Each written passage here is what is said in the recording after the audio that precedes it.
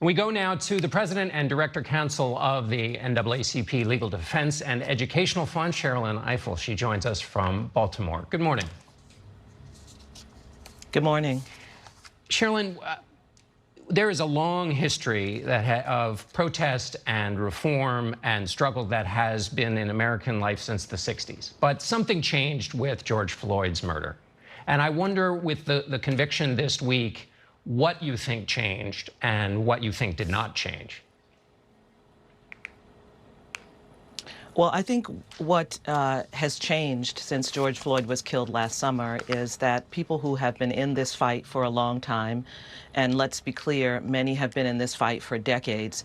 The issue of police violence against unarmed African Americans is an issue of the 20th century. We can go all the way back to the beginning of the 20th century and find these incidents and find this unrest as Black communities have resisted this.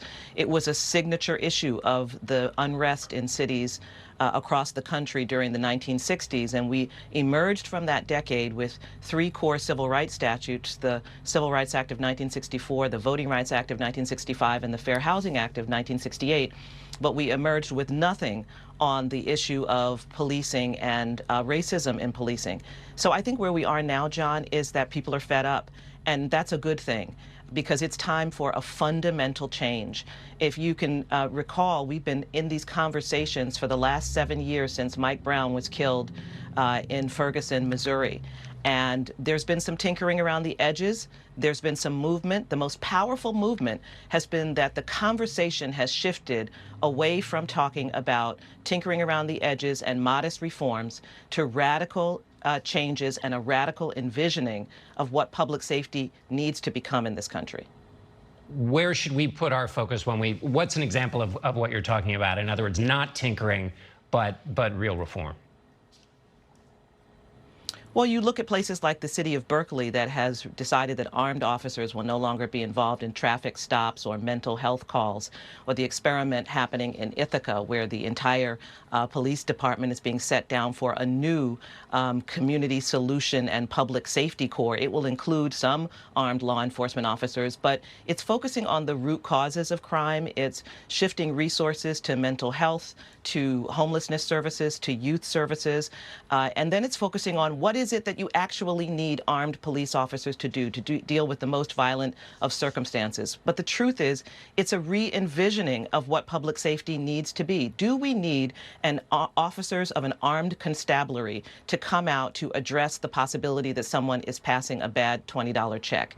Do we need armed officers to come out and address a homeless person who won't leave your front stoop? We have to actually get into thinking about what public safety is supposed to mean, and not assuming that we have to continue the current structures, but being bold.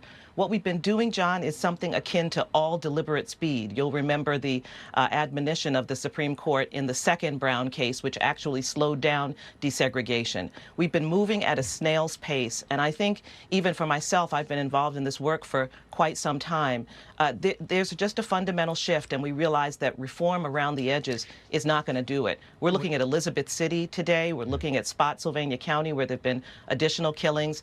We need the killings to stop, and that means we're going to have fundamental change. I wonder if you think there's also common cause that can be made with a lot of police officers who express this sentiment when I talk to them. They say, you know, we're in a system where these communities we work in have been failed by education, by the job system. There are guns everywhere, and we're being asked to be go in there and sort of face all of these problems on our backs. And that requires a broader lens, too. Would you agree? I agree. I'm so glad you said that, John, because this is the place when people talk about making common cause with existing police officers. It's not about having a pancake breakfast or playing basketball. It's about some real honest talk. Police officers need to begin to be honest about the fact that open carry laws and concealed carry laws actually make them nervous. It endangers them. They don't like people having guns on the street and having concealed carry and walking around with weapons. It makes them nervous. But you don't hear police organizations or law enforcement organizations telling the truth, the things that they will say behind closed doors about how they feel about these gun laws. It is also true that rather than actually solve the problems of our community, problems of education, problems of poverty, problems of homelessness, we have shifted all of the resources to deal with those problems into our criminal justice system. And we've used the criminal justice system as a holding pen for resolving the core problems that any healthy democracy has to solve.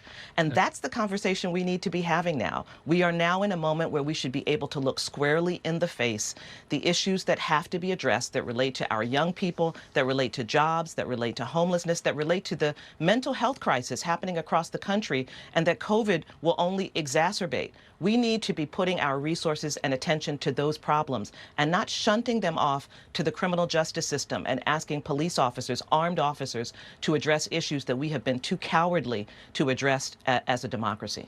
As we're running out of time here, I wanted to ask you about the Justice Department decision this week to open a pattern and practice investigation into Minneapolis. How do you think things will be different under the Biden administration in dealing with these issues?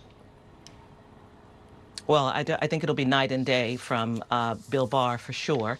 And I think, Judge Garland, Attorney General Garland, that's an opening salvo. Barr was asked last summer whether he would open a pattern and practice investigation into Minneapolis, and he blankly said no. So it was important for Judge Garland to say that today.